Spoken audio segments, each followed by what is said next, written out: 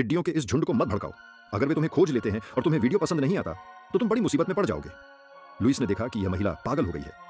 टिड्डियों को खिलाने के लिए उसने वास्तव में अगले दरवाजे वाले पड़ोसी के घर से जियो वांग को चारे के रूप में इस्तेमाल किया।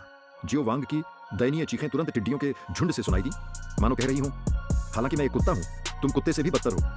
थोड़ी देर बाद जियो वांग की चीखें गायब हो गई। मां जियो वांग द्वारा छोड़े गए खून के धब्बों से निपट रही थी और उसका बेटा दौड़कर आया। अपने बेटे को पता न चले, इसके लिए मां को जियो वांग के मामले को एक तरफ रखना पड़ा। इस समय मां अब खुद को नहीं निकाल सकती थी।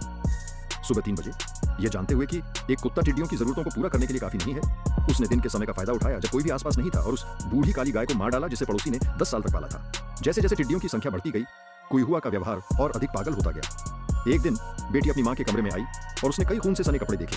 उसे तुरंत एहसास हुआ कि कुछ गड़बड़ है, इसलिए वह तुरंत अपनी मां की तलाश करने के लिए ग्रीन हाउस में चली गई।